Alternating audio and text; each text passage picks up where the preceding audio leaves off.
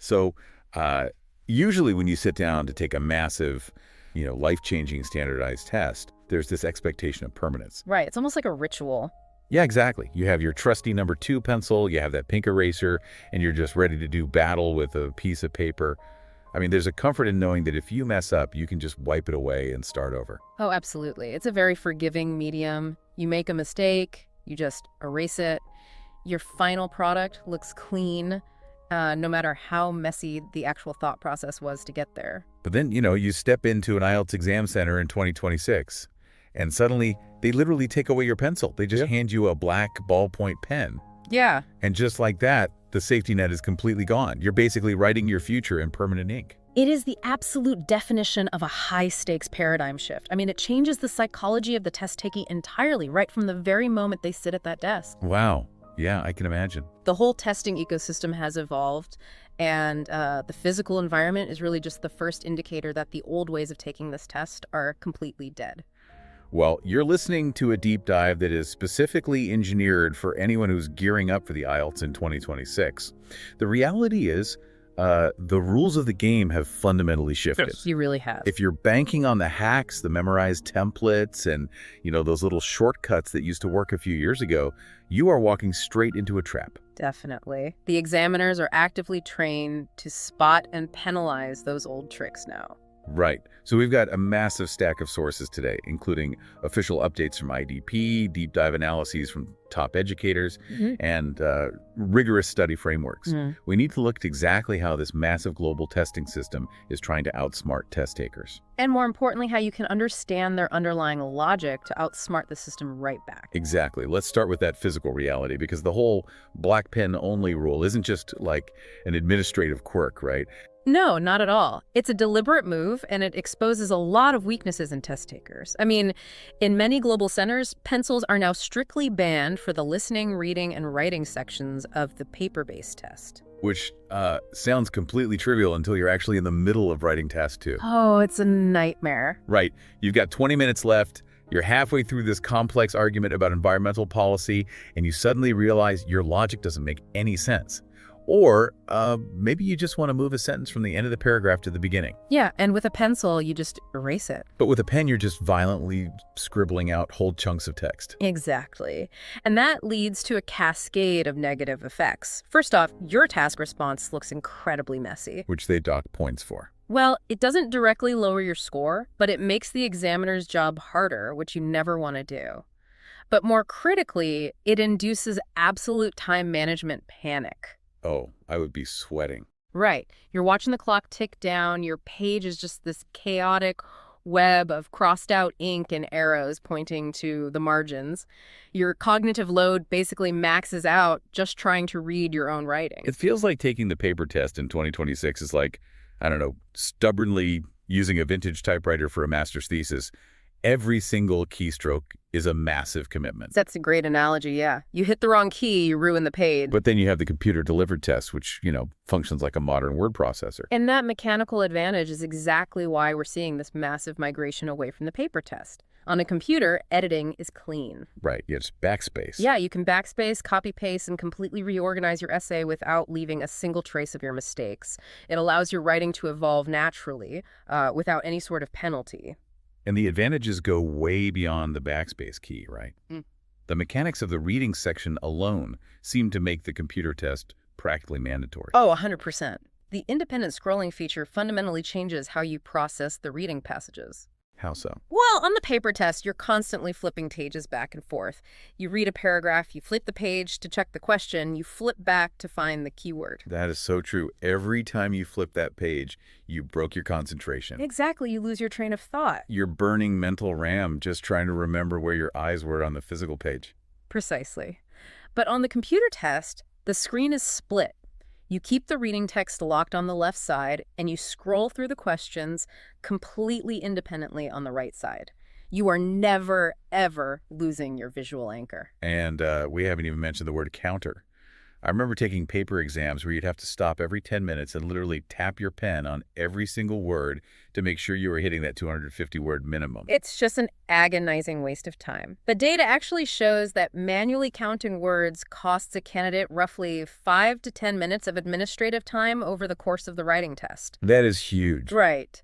Meanwhile, the computer test has an automatic real-time word counter right at the bottom of the screen. I mean, think about what you can do with an extra 10 minutes in a high-stakes writing exam. That is 10 minutes you can reallocate entirely to proofreading. Which is exactly what you should be doing. Right. You can comb through your essay looking for, missing articles or subject-verb agreement errors. That proofreading buffer could literally be the defining difference between a band 6.5 and a band 7.0. Absolutely.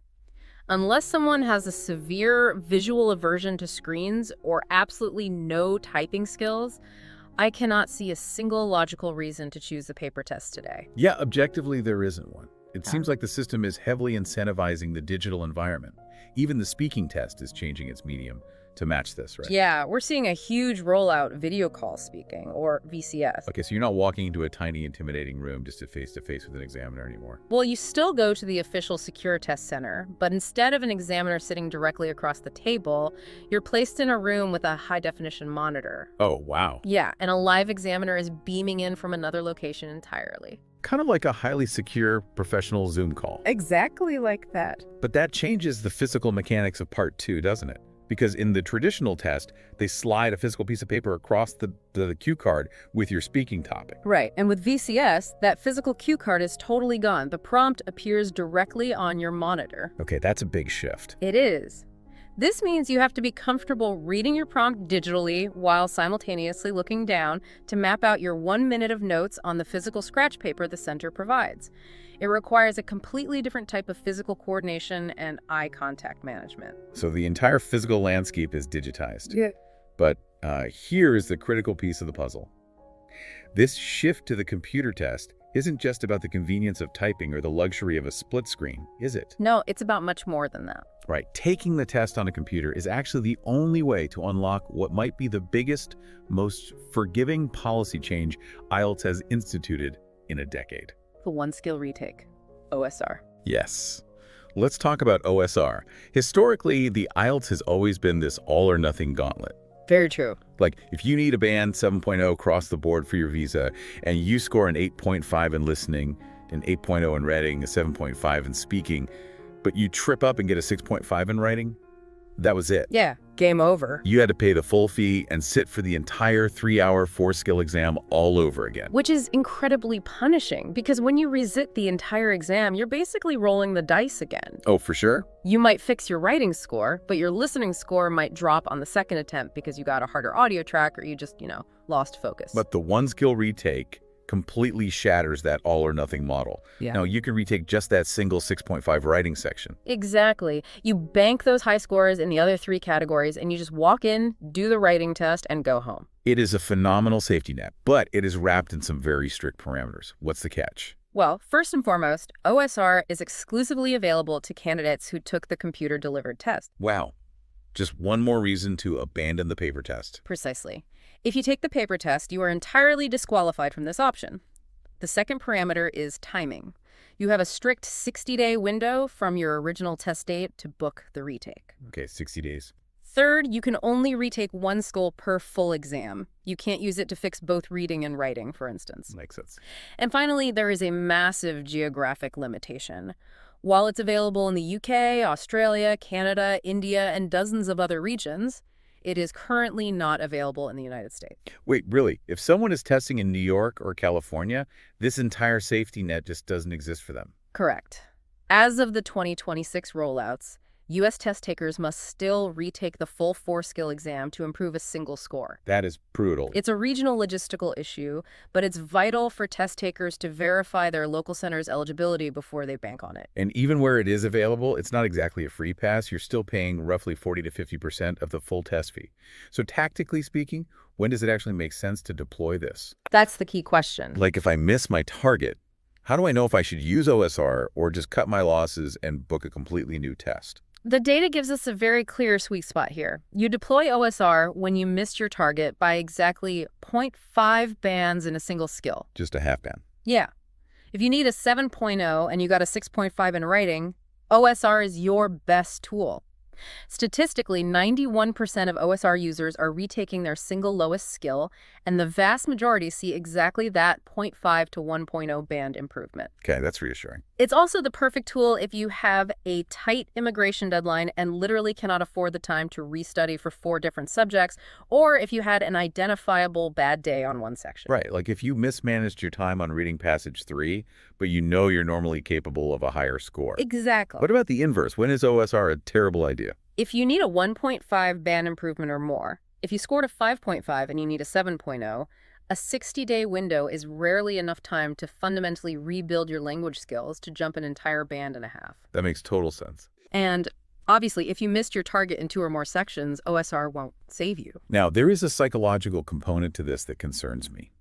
If I know I have this safety net, what's stopping me from just completely ignoring my weakest subject? Oh, that's a dangerous game. Like, if I hate studying for the writing section, I might just focus on maximizing my reading and listening and think, well, if I bomb writing, I'll just pay for the OSR. Yeah, and that is the most dangerous trap a test taker can fall into. You have to treat OSR like a fire extinguisher in your kitchen. Okay, I like that. It's incredibly reassuring to know it's on the wall, and it might just save your house in an emergency. But you don't start cooking recklessly just because you own a fire extinguisher. Right, because using it still means dealing with a massive mess, paying a hefty fee, and enduring a lot more stress. Exactly. Your primary objective must always be to walk out with your target score on day 1. If you use OSR as an excuse to underprepare, you are guaranteeing yourself a second month of anxiety and a much lighter wallet. It's also important to clarify the mechanics of the new score. What happens if I use the one skill retake and I somehow perform worse? That's a common fear. Say I got a 6.5 in writing originally, I take the OSR, my mind goes blank, and I score a 6.0. Have I just overwritten my original score and ruined my chances entirely? No, and this is perhaps the most generous aspect of the policy. It is entirely risk-free regarding your original score. Oh, thank goodness. Yeah, if your retake score is lower, nothing bad happens. IELTS issues you a second test report form with the updated score, but your original test report form remains completely valid. So you just pick the best one? You simply choose which of the 2 forms to submit to your university or immigration authority. Okay, one more point of confusion we need to clear up before we move on. Yeah. People often mix up the one skill retake with an EOR, an inquiry on results. They're fundamentally different mechanisms, right? Completely different. An inquiry on results is a remark. You do not sit for a new test. You are paying a fee for a senior examiner in London or Melbourne to pull up your original test file and grade it a second time. You use an EOR when you are absolutely certain you performed brilliantly, but the score you receive doesn't reflect your performance. Like if I felt the speaking examiner was distracted or just unfairly harsh. Precisely. OSR, on the other hand, is a brand new test. You sit down on a new day, receive a completely new prompt, and generate new language. Got it. You use OSR when you agree with the low score because you know you performed poorly on that specific day. And crucially, you cannot overlap these processes. Wait, what do you mean? If you request an EOR remark, the system locks you out of booking an OSR until the remark is completely finalized. Ah, okay. So we've navigated the digital environment. We understand the safety nets. Now we have to look at the actual language, because there's a massive systemic delusion about what makes English good. Oh, there really is. And it is the primary reason so many candidates get permanently stuck at band 6.0 in writing and speaking. It's the pursuit of impressive vocabulary. Yes, the anti-pretension rule. Let's look at this specific example from our sources that gets highlighted so often. Imagine reading an essay, and right in the middle of a paragraph about modern lifestyles, the candidate writes, individuals should ameliorate their quotidian existence. It's jarring. It completely derails the flow of the argument. It sounds like someone swallowed a 19th century thesaurus. It sounds completely fake. And examiners detest it because it shows a total lack of understanding of register and tone. Absolutely. The more confident, high-scoring way to write that exact sentence is simply, people should improve their daily lives. The disconnect happens because candidates are told they need advanced or uncommon lexical items to achieve a band 7 or higher. They interpret uncommon to mean archaic or obscure. Right, like finding the longest word possible. Exactly. But an examiner isn't looking for words that haven't been used since the Victorian era. They are looking for precise natural language used in the correct context. But that puts the test taker in a really difficult position, doesn't it? If ameliorate is too pretentious, but improves is too basic, how do you actually upgrade your vocabulary to hit that band 7 without sounding like a robot? The most effective strategy we see involves abandoning the massive vocabulary lists entirely. Really? All of them? Yes. The biggest mistake a student makes is downloading a PDF of 100 advanced IELTS words and trying to memorize them through flashcards with zero context. Because then, under the pressure of the exam, they just shoehorn those words into sentences where they don't belong at all. They use ameliorate when talking about fixing a broken bicycle. Exactly. Instead, the approach should be what educators call the Pick 5 system. Okay, how does that work? You look at a curated list of high-scoring, versatile synonyms, and you choose just 5 words that you genuinely understand. You practice applying those 5 words across multiple different essay topics: technology, education, environment. So you really get to know. You pressure test them, yeah. Yeah. You only add 5 more words once the first 5 flow out of you completely automatically. Let's do a deep dive into some of these synonyms because the nuance is fascinating. Take the most overused word in IELTS essays: people. Oh, that word is everywhere. Right. If a candidate uses people 10 times in an essay, their lexical resource score drops. Yeah. But you can't just swap it blindly with any synonym. Context determines the synonym. If your essay is adopting a slightly more formal academic tone, you upgrade people to individuals. Okay. For example, instead of people are spending too much time online, you write, many individuals are dedicating excessive time to digital platforms. But what if the prompt is about the masses, the collective society? Because individuals implies separate, distinct people. Then you shift to the public. The public often demands greater transparency from large corporations. It frames people as a collective entity. And what if the essay is specifically about government policy, voting, or taxation? That is where you use citizens. Governments must ensure that all citizens have access to affordable health care. Oh, I see the difference. Yeah, the word citizens carries socio-political weight. It highlights a person's rights and responsibilities to their state. Using citizens instead of people in an essay about tax policy proves to the examiner that you have precise, nuanced control over your vocabulary. That is infinitely more effective than just memorizing a list. Let's break down another one, the word important. Again, very common, very repetitive. If you are arguing that a point is entirely decisive for the success of a future outcome, use crucial. Like, it is crucial for educational institutions to adapt to artificial intelligence. Exactly. What if the context is about health, survival, or nature? Then the superior word is vital. Access to clean drinking water is vital for rural communities. It implies an absolute necessity for life. And what about something like a building block? Right. If you are discussing something that is a fundamental building block of a system, you use essential. Critical thinking is an essential component of a university education. Let's look at one more verb. Develop. Everyone always writes, we need to develop new solutions. If your argument suggests gradual, careful, organic growth, use cultivate. Schools should cultivate a love for reading in young children. Cultivate. Nice. If you mean actively encouraging and supporting something to grow, use foster. Managers must foster a collaborative environment in the workplace. And what if it's something entirely new? If you are talking about the physical creation and implementation of a brand new system, use establish. The government must establish stricter regulations on carbon emissions. Establish sounds so much more authoritative than develop. It's all about precision. Now, there is another massive trap that candidates fall into when trying to sound academic. It's not just the vocabulary, it's how they connect their sentences. Yes, the cohesive device trap. Right. Let's talk about the cohesive device trap. Ah, the linking words. Moreover, furthermore, in conclusion, on the one hand, admittedly. I look at cohesive devices in advanced vocabulary, like hot sauce on a taco. Okay, I'm listening.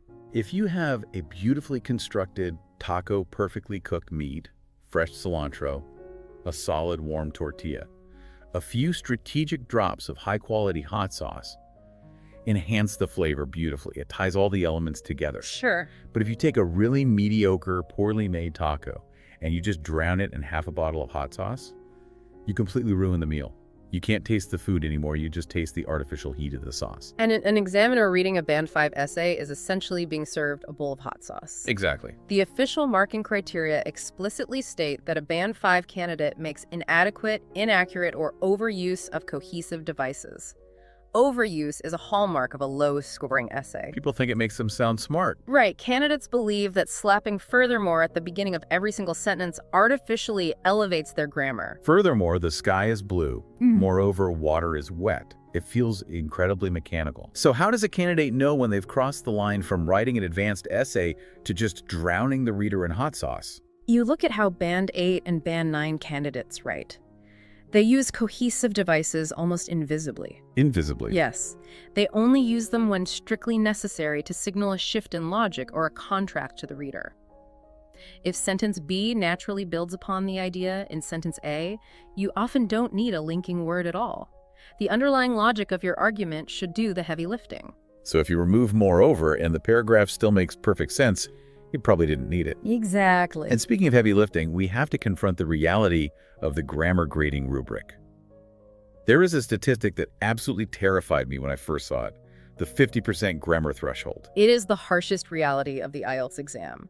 To achieve a Band 7 or higher in grammatical range and accuracy, more than half of your sentences over 50% must be entirely 100% error-free. Let that sink in.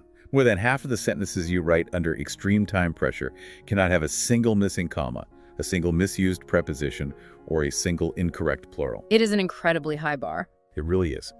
What are the subtle mistakes that are dragging so many candidates just below that 50% line? When you analyze the errors of candidates stuck at Band 6.0 or 6.5, 3 major culprits emerge repeatedly.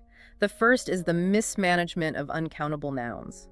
Words like advice, research, traffic, equipment, and knowledge. I see this constantly.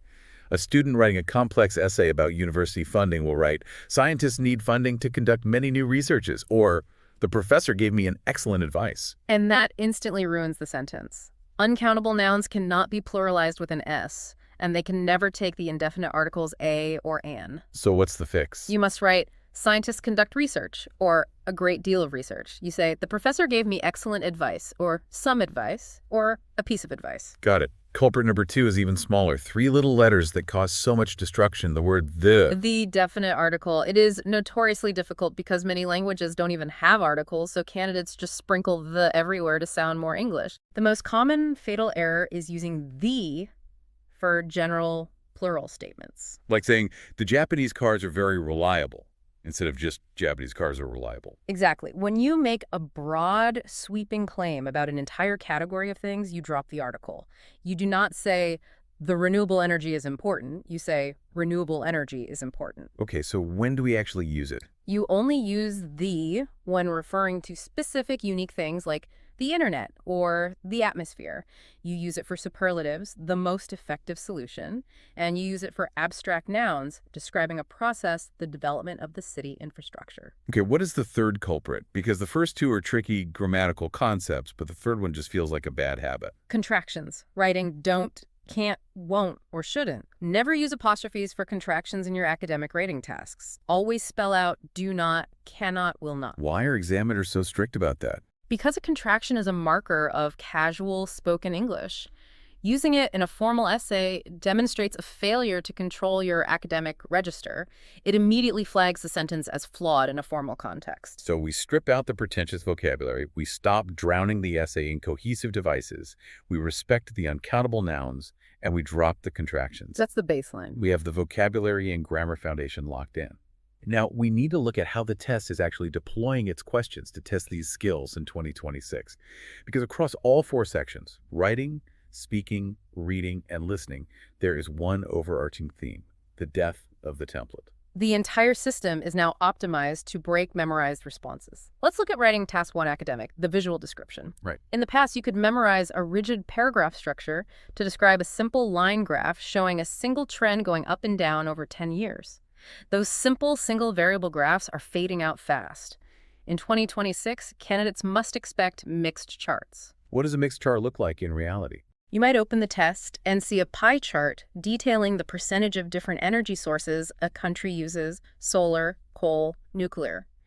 And sitting right next to it is a complex data table showing the financial cost of producing those specific energy sources over a 5-year period. Wow, okay. Yeah. So you can't just run your finger along a line and describe it. No, not at all. You have to synthesize two entirely different visual formats. You have to notice that while solar energy makes up only 10% of the pie chart, the table shows its production cost has plummeted by 50%. You have to write about the relationship between the two. Exactly. It forces actual comprehension and analytical synthesis. A memorized template cannot connect those dots for you. And that same anti-template philosophy is driving the changes in Task 2, the main essay. The prompts are becoming hyper-specific. It's no longer just, is technology good or bad? Discuss. That allows for generic, pre-packaged arguments. Today, the prompt might be, some people believe that the increasing use of facial recognition technology in public spaces violates personal privacy, while others argue it is an essential tool for national security. Discuss both views and give your opinion. If you try to paste a generic technology has many pros and cons essay onto that prompt, the examiner will penalize you heavily in task response. You haven't addressed the specific friction between privacy and national security. Exactly. To combat this, the most effective strategy is a framework called the why and result method. This method completely cures the problem of superficial, generic arguments. Let's say your core point is that cars cause pollution. A band 6.0 candidate will write, cars cause a lot of pollution in cities, which is bad for health. Then they just move on to the next point. It's technically true, but it's shallow. How does a band 7.5 or band 8.0 candidate handle that exact same idea using why and result? They state the initial point. Cars cause urban air pollution. Then they explicitly answer why. This is because conventional vehicles emit high levels of carbon dioxide and other toxic greenhouse gases. Okay, so there's the why. Then they provide the result. Consequently, this traps heat in the atmosphere, accelerating global warming and leading to severe respiratory issues for city residents. Point, why, result. It builds a chain of logic that is impossible to fake with a template. It proves to the examiner that you actually understand the physical mechanics of the argument you are making. And that demand for authentic, spontaneous thought carries directly over into the speaking test. We are entering the era of speaking 2.0, natural versus memorized. It's wild to me that candidates still try to memorize answers for the speaking test. They get a cue card in part 2 that says, describe a time you visited a museum. Yeah. And instead of actually remembering a museum, they launch into a perfectly crafted robotic monologue about the architecture of the Louvre that they memorized a month ago. And examiners in 2026 are specifically trained to hunt for this behavior.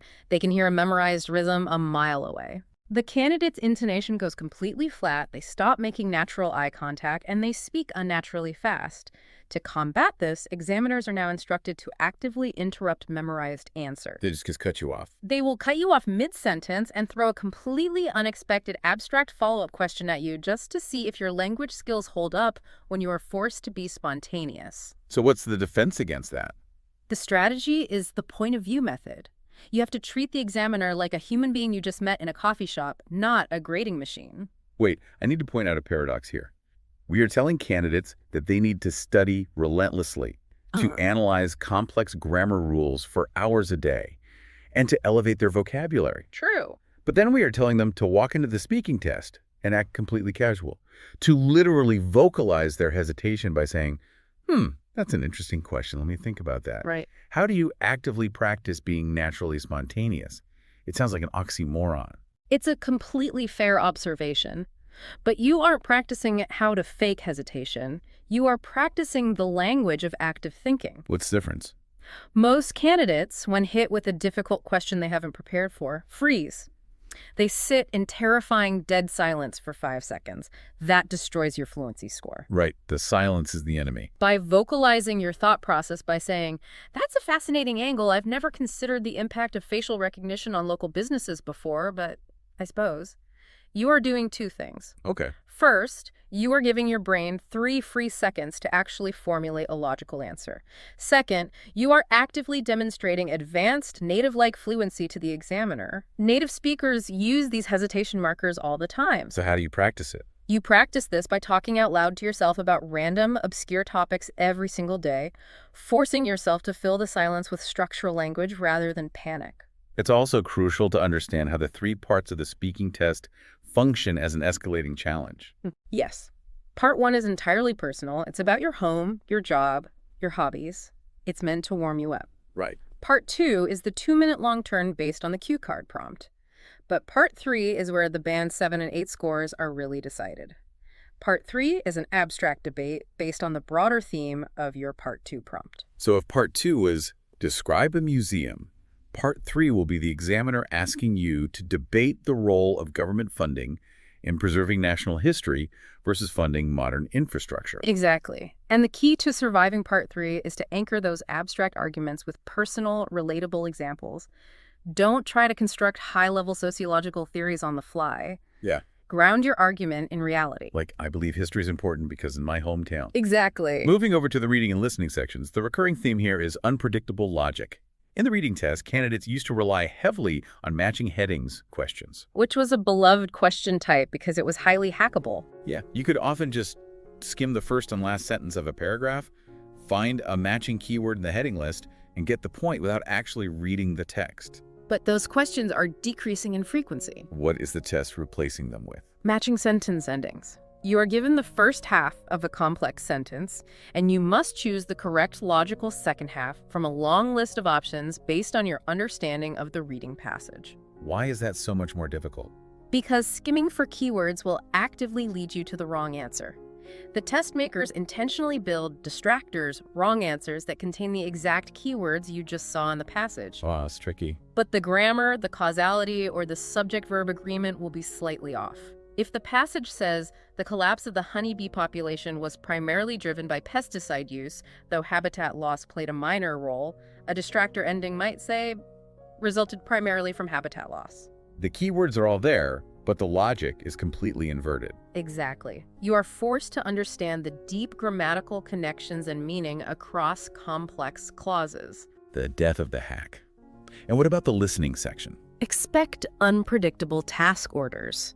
It used to be a gentle slope, where Section 1 was easy and Section 4 was brutally hard. Right. Now, you might be hit with a highly complex map labeling task right away in Section 2. You might have to navigate a complex diagram of a university campus while listening to a rapid-fire audio track. And the audio tracks themselves are evolving. We aren't just listening to proper BBC News anchors reading scripts anymore. The IELTS is adapting to reflect the reality of a globalized English-speaking world. You must be prepared to listen to fluent, high-level English spoken with European, Indian, or East Asian accents, sitting right alongside the traditional British, Australian, and North American voices. You really have to tune your ear to global English. You do. And a critical reminder for anyone taking the computer-delivered test. Use the digital tools provided. You can literally highlight keywords in the digital reading passage or the listening questions with your mouse. Absolutely do that. Also, in the fill-in-the-blank sections, spelling is graded ruthlessly. If the answer is accommodation and you miss a C or an M, the computer marks it completely wrong. There is zero forgiveness for typos. Which brings us to the ultimate question. We know the rules. We understand the digital environment. We know exactly how the grading rubrics work. So how does a candidate actually build the skills necessary to survive this? This is the execution phase, the input-output engine. And the most important mindset shift required for 2026 is that you must study general English, not just IELTS material. If the only English you consume is IELTS practice tests and sample essays, your language will become incredibly artificial and rigid. To achieve a band 7 or higher, you need to immerse yourself in how English is actually used by native speakers to discuss complex, nuanced ideas in the real world. The structural blueprint for this requires a rigorous daily commitment divided into input and output. Let's break down the input side first. The standard recommendation is 1 to 2 hours of long-form podcasts every single day. Shows like Lex Fridman, Modern Wisdom, or Andrew Huberman are excellent for this. Why those specific types of shows? Why not just listen to the news? Because the news is scripted. Long-form podcasts feature unscripted, complex conversations spanning hours. That makes sense. You are absorbing natural sentence structures. You hear how highly educated people use hesitation markers, how they self-correct mid-sentence, and how they deploy high-level vocabulary in authentic contexts. It also builds the sheer auditory stamina you need to maintain focus during the 30-minute IELTS listening test. What about reading input? 1 hour of reading a published book, or reading long-form articles from high-level journalism like The Guardian or The Atlantic. Again, you are reading real-world analysis, not sterile IELTS passages. Okay, that covers the input. What about output? Because you can't just passively listen your way to a Band-Aid. Output requires you to speak on 4 different topics every single day. And the most crucial step, you must record your answers on your phone and force yourself to play them back. Ugh, listening to yourself. I know, it's tough, but you have to listen to your own voice to check if you naturally incorporated your pick 5 vocabulary words, or if you stuttered heavily, or if you dropped your articles. It is psychologically brutal to listen to a recording of your own voice, but it is the only objective way to catch your own mistakes. And for writing output, You should analyze one Task 1 report and one Task 2 essay daily. You don't always have to write full essays, but you must make structural plans for prompts every single day to build that why and result muscle. just to keep the habit going. And you should focus on mastering exactly one new complex sentence structure per day. Don't try to learn 10.